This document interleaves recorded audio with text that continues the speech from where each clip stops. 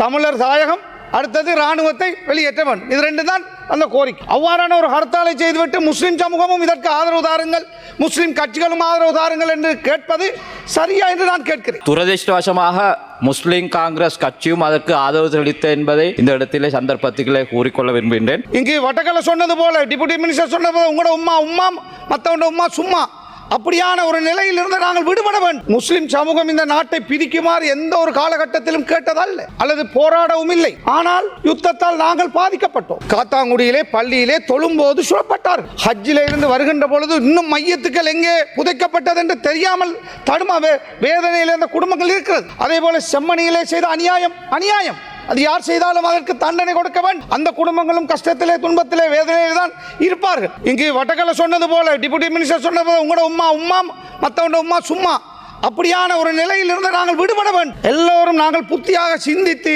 இந்த நாடு நமது நாடு என்று நாங்கள் சிந்தித்தால் நிச்சயமாக நாம் வாழாவிட்டாலும் நமது பிள்ளைகளாவது இந்த நாட்டில் நிம்மதியாக நாளை வாழ முடியும். எனவே அதற்காக ஹர்த்தால் விஷயத்திலே உங்களுடைய அந்த ரெண்டு கோரிக்கைகள், தமிழர் தாயகம், அடுத்தது இராணுவத்தை வெளியேற்ற வேண்டும், இது ரெண்டு தான் அந்த கோரிக்கை. அவ்வாறான ஒரு ஹர்த்தாலை செய்துவிட்டு முஸ்லிம் சமூகமும் இதற்கு ஆதரவு தாருங்கள், முஸ்லிம் கட்சிகளும் ஆதரவு தாருங்கள் என்று கேட்பது சரியா என்று நான் கேட்கிறேன். எனவே ஒரு ஹர்த்தாலை போட முன்னர் அது எவ்வாறான கட்சியுடைய ஆதரவு தேவை என்றால் எல்லோரையும் அழைத்து நீங்கள் பேசியிருக்க வேண்டும், அல்லது ஜனாதிபதியிலே நாம் போய் சொல்ல வேண்டும், இதை செய்யுங்கள், இது தவறு, இது இப்படி ஆமிக்காரர்களுக்கு பவர் இல்லை இவ்வாறு கொள்வதற்கு இதை நாங்கள் சொல்லி பார்த்து அவர்கள் செய்யவில்லை என்றால் நம்ம எல்லாருமே சேர்ந்து ஹர்த்தாலை போட்டிருக்கலாம். இந்த நாடு ஒன்றுமில்லாத நாடு. அவர்கள் இவர்களை பேசுகிறார்கள், இவர்கள் அவர்களை பேசுகிறார்கள். இதுதான் 75 வருஷமாக நடக்கிறது.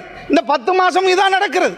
இவ்வாறு நடக்குமாக இருந்தால் ஒரு முதலீடும் இந்த நாட்டுக்கு வராது. எங்களுடைய நாட்டிலே உள்ள தாய்மார் பிள்ளைகளை விட்டு போய் வெளிநாட்டிலே கூலி வேலை செய்து வருகின்ற பணம் தான் ரெவன்யூவாக இந்த நாட்டுக்கு வருகிறது. அப்படி இருந்தும் ஏற்றுமதியும் இறக்குமதியும் டெபிசிட் இன்னும் பெரிதாக இருக்கிறது. இவ்வாறு இருக்கின்ற பொழுது இந்த அழகான நாட்டை கட்டி எழுப்பதற்கு 5 வருஷத்துக்கு என்பிபிக்கு மக்கள் வழங்கி இருக்கிறார்கள். நாங்கள் அதை பறித்து தட்டி எடுத்து தொலைக்க வேண்டும் என்று சிந்திக்கின்ற ஒரு சிந்தனையான கட்சி அல்ல எங்களுடைய கட்சி. இருக்கின்ற பொழுது நல்லதை செய்தால் நாங்கள் ஆதரவு தருவோம், பிழை என்றால் சுட்டி காட்டுவோம். எனவே அவ்வாறு ஒரு சிந்தனையோடு தான் நாங்கள் இருக்கிறோம். எனவே கோட்டாபே ராஜபக்ச என்ற ஒரு கொடுமையானவர் இந்த நாட்டிலே ஆட்சியாளராக வந்தார். மனித உரிமை மீறல் என்றால் அவருடைய காலத்திலே தான் அதிகமாக மீறப்பட்டது. முஸ்லிம் மையத்துக்களை கொண்டு போய் சூட்ட விட்டு, அதாவது அடக்க விடாமல் தடுத்தார், எரித்தார், கெஞ்சினோம், கெதறினோம், செய்யவில்லை. அதே போல எத்தனை பேர் ஆசாத் சாலியை கொண்டு போய் அடைச்சார். நான் பாராளுமன்றத்திலே காலையிலே பேசிவிட்டு போறேன், ஊட்ட போய் படுத்துக் கொண்டிருக்கிறேன், நடிச்சாம 3 மணிக்கு என்னுடைய பிள்ளை படித்துக் கொண்டிருக்கிறது, நாளை ஓலவல் எக்ஸாம், என்னை வந்து 40, 50, 100 பேர் வந்து என்னை கைது செய்து கொண்டு போறார்கள் ஒரு எம்பியை.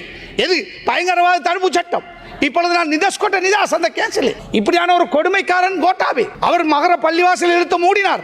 100 வருஷம் பழமை வாய்ந்த பள்ளிவாசல்.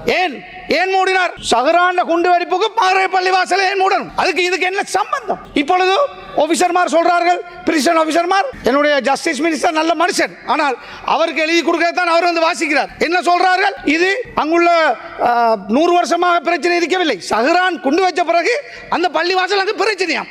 நான் முலபெறவர்களுக்கு நான் சொன்னேன், இதை நீங்கள் செய்து கொடுங்கள். உங்களுக்கு 70% முஸ்லிம்கள் ஜனாதிபதி தேர்தலில் அனுரவின் மீது நம்பிக்கை வைத்தார்கள், போட்டார்கள். எங்களுடைய வடகிழக்கில் 40-50% முஸ்லிம் மக்கள் உங்களுக்கு வாக்களித்திருக்கிறார்கள். பெரிய ஒரு நம்பிக்கையில் வாக்களித்தார்கள். உங்களுக்கு ஒரு 3% தான் நாட்டிலே ஓட்டு இருந்தது. 69 லட்சம் வாக்கு உங்களுடைய ஜேவிபி ஓட்டு அல்ல. உங்களின் மீது நம்பிக்கை, மற்றவர்கள் மீது இந்த வெறுப்பு, மற்றவர்கள் மீது இந்த ஆத்திரம், அது உங்களுக்கு தந்தார்கள்.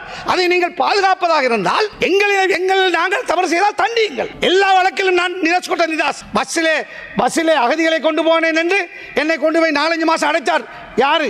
விமல் வீரவன்சி. அவன் ஒரு பெச்சக், இந்த நாட்டில் இருந்த கல்லர், துவேசி, இனவாதி, மதவாதி. கடைசி அதில் நான் நிதாஸ். மன்னாரிலே கோட்டுக்கு யாரோ கல்லறிகிறார்கள், நான் கொழும்பிலே இருக்கிறேன், என்னை கொண்டு போய் அடைத்தார்கள். அடைக்க இல்லை, எனக்கு எதிராக வழக்கு, அதில் நான் நிதாஸ். என்னுடைய பிள்ளை நாளை ஓலவல் எழுதுகிறது, சஹரான் குண்டு வைக்க, அந்த குண்டுக்காக என்னை நடிச்சாம கொண்டு போய் போட்டார், அதில் நிதாஸ். இப்படியான பல துன்பங்களை நாங்கள் அனுபவித்தோம். என்னுடைய மக்கள் 1 லட்சம் பேர் அகதிகளாக்கப்பட்டார்கள். நானும் அகதியாக வந்தவன். அவர்களை கொண்டு போய் மன்னாரிலே, மர்ச்சிக்கட்டியிலே, அங்கே இங்கே குடியேற்றியதற்காக ஞானசார தேரரை தூண்டி விட்டது கோட்டாபே ராஜபக்சே. எனக்கு எதிராக அந்த அரசாங்கத்திலே நான் அமைச்சராக இருக்கின்ற பொழுது ஆமிக்காரர்களை ஞானசார தேரர் போன்றவர்களை தூவி விட்டு முஸ்லிம்களை மீள்குடியேற்றாமல் தடுத்தது. அதற்கு பின்னால் பெரிய சதி இருந்தது. இன்றும் எனக்கு அந்த மக்களை குடியேற்றியதற்காக வழக்கு. மன்னார் புத்தளம் பாதை 100 வருஷம் பழமை வாய்ந்த பாதை 15 வருஷமா திறந்து கொடுத்தே நான் அமைச்சராக இருக்கின்ற பொழுது அதை மூடுமாறு ஒரு இனவாத என்ஜிஓ போய் வழக்கு போட்டது. விமல் ரட்நாயக் அமைச்சரிடம் நான் சொன்னேன், அண்மையிலே நீதிமன்றம் தீர்ப்பு வழங்குகிறது, சுப்ரீம் கோர்ட் நிரந்தரமாக மூடுங்கள் என்று. இது மனித உரிமை மீறல் இல்லையா?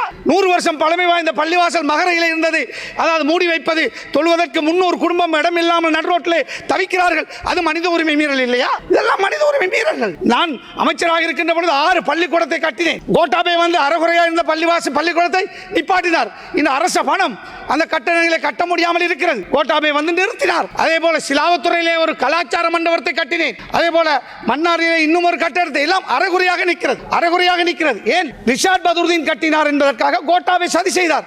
நான் இந்த அரசாங்க அமைச்சர்களிடத்தில் சொன்னேன், நாங்கள் இருப்போம், அடுத்த முறை கேட்போமா இல்லையா, மௌத்துவாகுமா எங்களுக்கு சொல்ல முடியாது. ஆனால் உங்களிடத்தில் மக்கள் ஆணை தந்திருக்கிறார்கள், கட்டி முடியுங்கள், கொடுங்கள். நான் கட்டார் அரசாங்கத்தோடு காய்ச்சல் ஒரு கட்டடத்தை கட்டுவதற்கு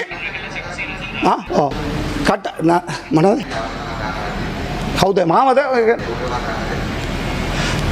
මට පැහැදිලි නෑ, මම කතා කරාට පස්සේ நான் கட்டாரிலே 600 மில்லியன் தருவதாக கட்டார் அரசாங்கம் எனக்கு கடிதம் அனுப்பி இருக்கிறார்கள். அதை கட்டடத்தை கட்டுங்கள் என்று உங்களுடைய அரசாங்கம் விமலமத்துவம் எனக்கு ஆகணிந்து கட்டார் රජය කිව්වා කෝටි 60ක් දෙන්නම් කියලා ලියුමකුත් ආවා. අදාළ එමෙතිවරයාට දුන්නා, එතුමා කිව්වා කරලා දෙන්නම් කියලා. ලේකම්ට කිව්වා කරන්මු කියලා. මාස 8ක් ග්‍රාන්ට් නිකන් දෙන එක ගන්න කැමති නෑ මේ ආණ්ඩුව ඉන්න සමහර නිලධාරියෝ. මේම නිලධාරි වැඩ කරනකොට ආණ්ඩුවටයි හොඳ නැත්. ඩොලර් 2-3 මිලියන් ඩොලර් එනකොට රටට හොඳ නැද්ද? ග්‍රාන්ට් එකක් භාගයට හදපු බිල්ඩිම හදන්න. ඒ වගේ සමහර නිලධාරිවරයාගේ ආණ්ඩුව ඔයාලගේ ආණ්ඩුවට විරුද්ධව අතුල ඉඳගෙන වැඩ කටයුතු කරනවා. ඒක බලාගන්න. ඔයගොල්ලෝගේ වාක්‍යමක් එක්ක. அதே போல செம்மணியிலே பிரச்சனை இருப்பது போல அதே போல அந்த பிரச்சனைகளுக்கு தீர்வுகளை பெற்றுக் கொடுங்கள். உங்களிடத்தில் நாங்கள் சொல்லுகிறோம். அந்த மக்கள், அதாவது யாருடைய சவம் அங்கே இருக்கிறது, யார் இன்று வருவார், நாளை வருவார், நாளை இன்று வருவார் என்று வேதனையிலே பெற்றோர் பிள்ளைகள் பார்த்து கொண்டிருக்கிறார்கள். எனவே யார் செய்தாலும் தண்டிக்கப்பட வேண்டும். இந்த அரசாங்கத்திலே நாங்கள் அதை பார்க்கிறோம். ஒரு சிலர், அதாவது இராணுவத்தினர், அதே மாதிரி புலனாய்வு பிரிவினர் கைது செய்யப்படுகிறார்கள் தவறுகளுக்காக. அதை சிலர் தூக்கி பிடிக்கிறார்கள். அதாவது எதிர்கட்சியிலே முந்தி அரசாங்கம் செய்தவர்கள், அவர்களுடைய கோலைகளாக போலீசாரை, ஆர்மியை, நேவியை பயன்படுத்தியவர்கள், தங்களுடைய அரசியலுக்காக பயன்படுத்தியவர்கள், இன்று தவறு அன்று அவர்கள் செய்த தவறுக்காக இன்று சிறையிலே அடைக்கப்படுகின்ற பொழுது நேவிக்கு ஒரு சட்டம், ஆர்மிக்கு ஒரு சட்டம், போலீஸுக்கு ஒரு சட்டம், மனிதர்களுக்கு ஒரு சட்டம், ஆளுங்கட்சிக்கு ஒரு சட்டம், எதிர்கட்சிக்கு ஒரு சட்டம் என்று பார்க்க முடியாது. தண்டிக்கப்பட வேண்டும். அது எந்த அரசாங்கம் இருந்தாலும் அவர்கள் நியாயமாக நேர்மையாக செயல்பட வேண்டிய பொறுப்பு இருக்கு. அது இந்த இருக்கிற ஐஜிபியாக இருக்கலாம் அல்லது யாராக இருக்கலாம், சரியாக செயல்படாவிட்டால், இன்று இல்லாவிட்டால் நாளை இன்னொரு காலத்தில் அவர்கள் தண்டிக்கப்படுவார்கள். அதே போல எங்களுடைய ஒரு அரசாங்க அதிபர் இருந்தார், முஸ்லிம் அரசாங்க அதிபர் ஹனீஃபா என்கின்றவர் இருந்தார். கோட்டாபே ராஜபக்ஷ வந்ததோடு உடனடியாக அவரை நிறுத்தினார். இந்த நாட்டிலே நாங்கள் 10% வாழுகிறோம். විමලමතුමා මොට ආගන්න මේක පොට 10% මේ මුස්ලිම් ජනතාව ජීවත් වෙනවා. ඒ ජනතාව ආසාවක් තියෙනවා. ඒ අපිට ඒක දිශාපතියක් කෙනෙක් පත් කරන්න බැරිද කියලා. අපි එක්කෙනෙක් හිටියා ගෝඨාභය ආපු ගම අයින් කරලා දෙන්න. ඒ වගේම සමහර ප්‍රශ්න තියෙනවා. දැන් ඊයේ පෙරේදා ඔයගොල්ලෝ এডুকেশন රිෆෝම් කමිෂන් එකක් පත් කරා. கல்விக்காக ஒரு ரிஃபார்ம் கமிட்டி ஒன்று அமைச்சிருக்கிறீர்கள். நானும் பார்த்தேன் யாரெல்லாம் அதில் ஏன் ஒரு இந்த நாட்டிலே 10% முஸ்லிம் சமூகம் வாழுகிறார்கள். ஏன் ஒரு முஸ்லிம் இல்லையா படித்தவர் அந்த அதில் ஒரு கமிட்டியிலே போடுவது? எங்களுக்கும் சில பிரச்சனைகள் இருக்கிறது. இந்த மாதிரியான விஷயங்கள் அங்கே பேசுவதற்கு සභානායක ඔබතුමා කිව්ව ආකාරයට මුස්ලිම් ශාසනඥයෙක් එකට පත් කරනවා. පත් කරන්න යනවා. Thank you.